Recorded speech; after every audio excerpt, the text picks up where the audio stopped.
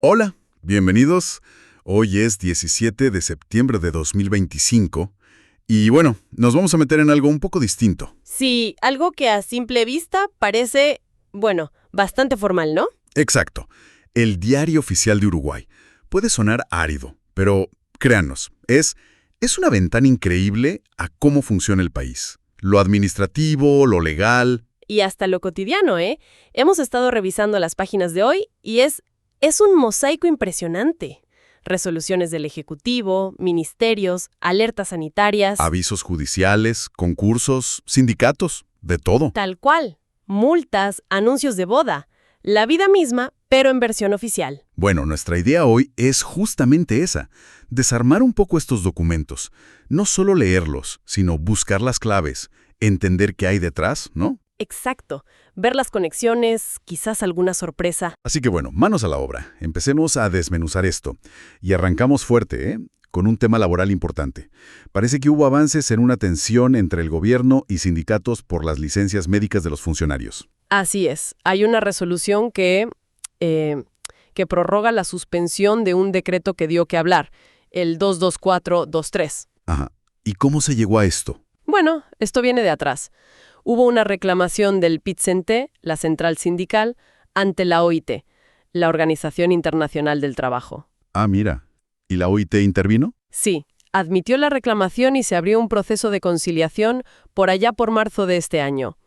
Participaron el gobierno y sindicatos fuertes como COFE, la Mesa Sindical de Entes, el del Poder Judicial. ¿Y qué acordaron en esa conciliación? Bueno, el primer paso fue un acuerdo el 20 de junio. Ahí pactaron suspender la aplicación del decreto, el 2024-023. ¿Suspenderlo por cuánto tiempo? Por 60 días a partir del 1 de julio. La idea era darse aire para negociar una solución de fondo, ¿viste? Entiendo. ¿Y funcionó la negociación? Parece que sí, porque los documentos mencionan un preacuerdo del 26 de agosto. ¿Un preacuerdo sobre qué? Sobre modificar el régimen de licencias médicas e incluir esos cambios en la próxima Ley de Presupuesto Nacional. Ah, o sea, que la solución definitiva vendría con el presupuesto. ¿Y esta resolución de hoy?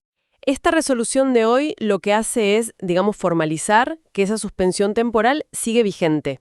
Se extiende hasta que la nueva Ley de Presupuesto defina cómo queda el tema. Entendido.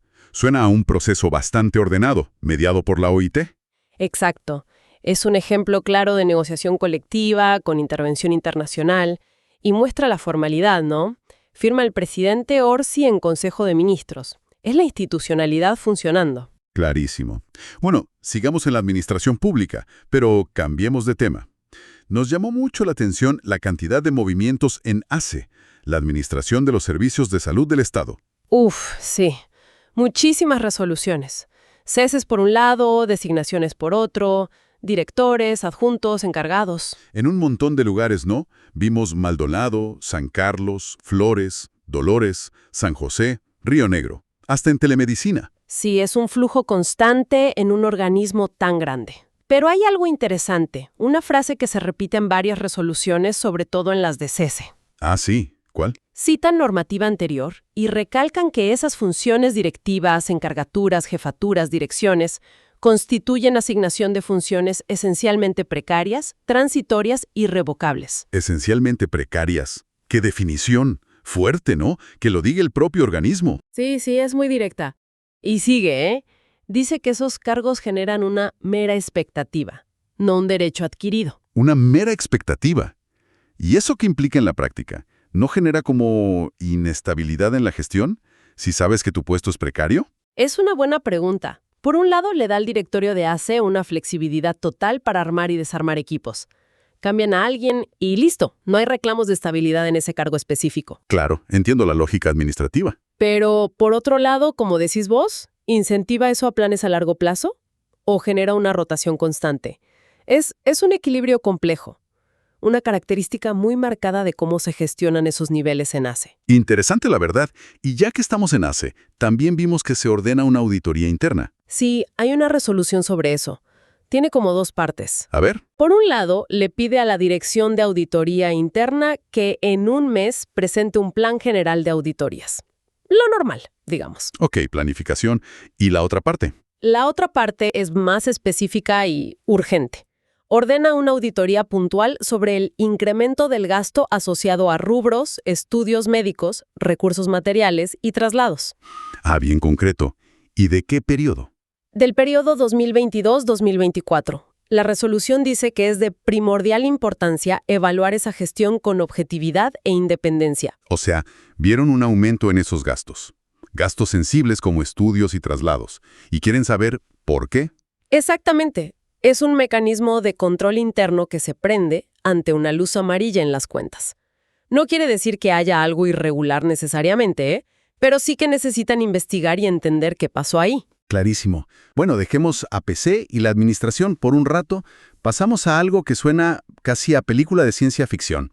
Una alerta sanitaria por el pequeño escarabajo de la colmena. Suena terrible, ¿sí? El nombre científico es Aethina tumida. Es un bichito, un coleóptero, originario del sur de África. ¿Y qué hace? ¿Es peligroso para las personas? No, para las personas no. El problema es con las abejas. Es un parásito muy dañino para las colmenas, no solo para la abeja de la miel común, la Apis mellifera, sino también para otras especies de abejas. ¡Qué complicado! ¿Y está acá en Uruguay? Oficialmente, por ahora, no. Uruguay se declara libre de esta plaga. Pero Está cerca. muy cerca.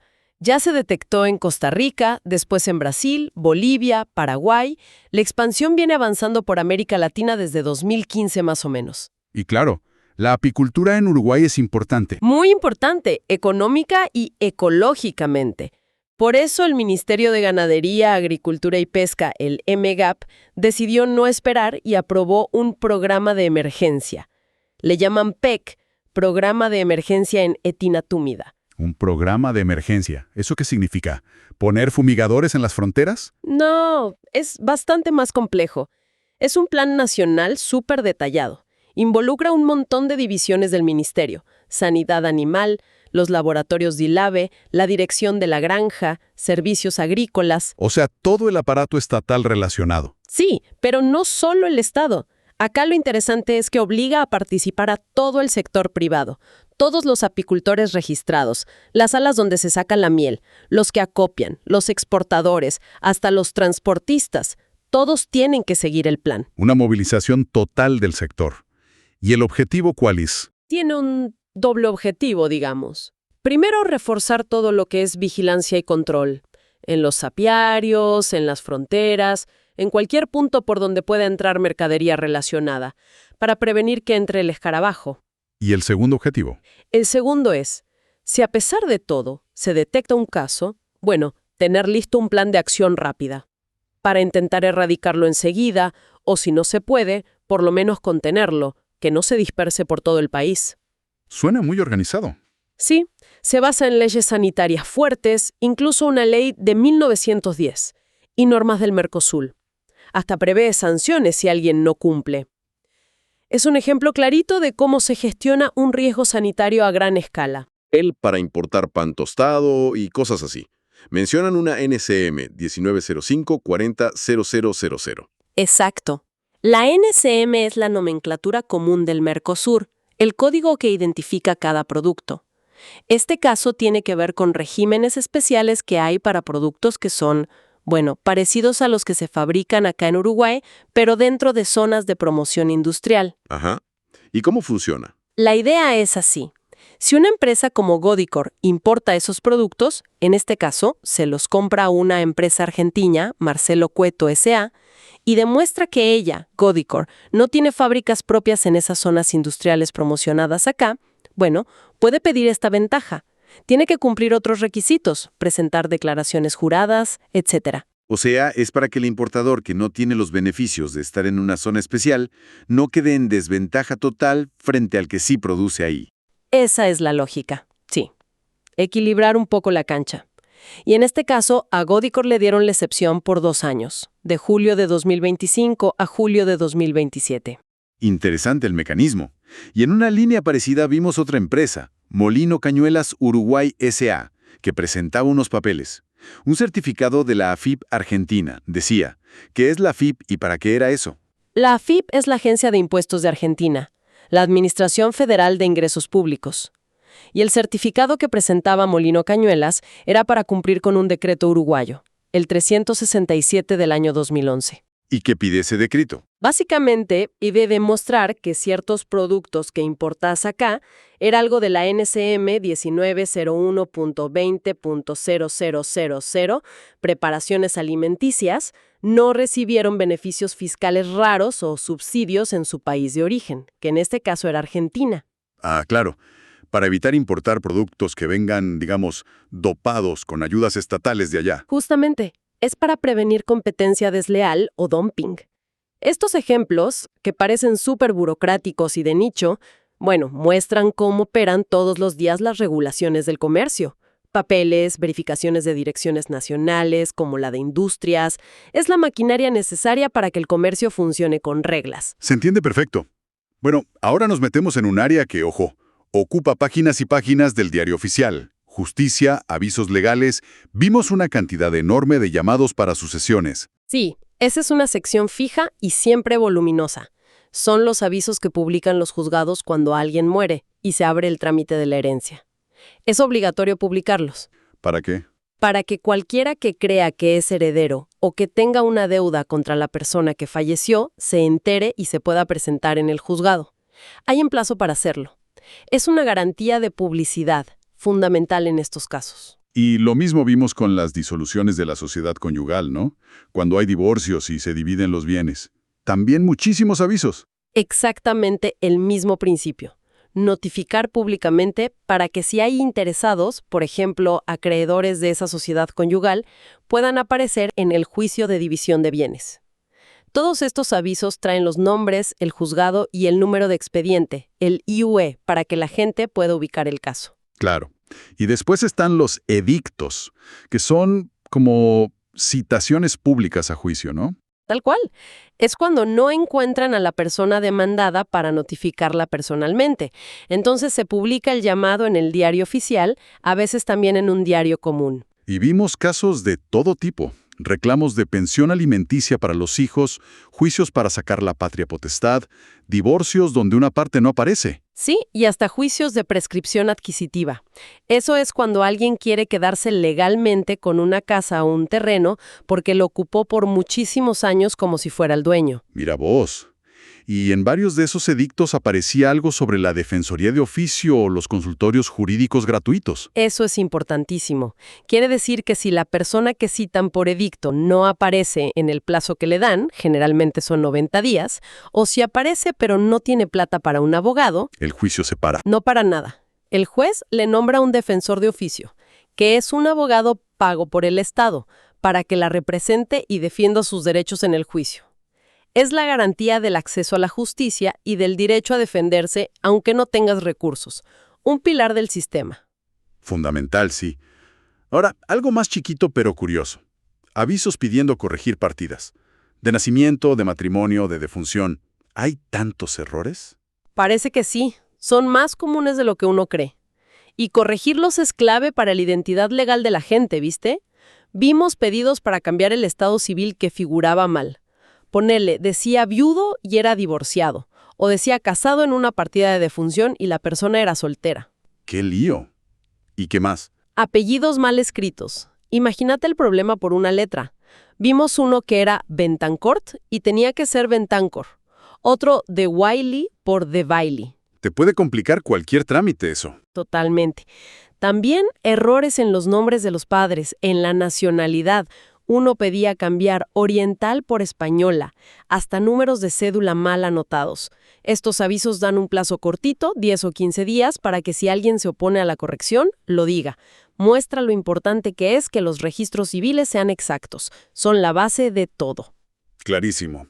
Y bueno, del registro civil al registro de infractores, porque vimos listas y listas de multas de tránsito.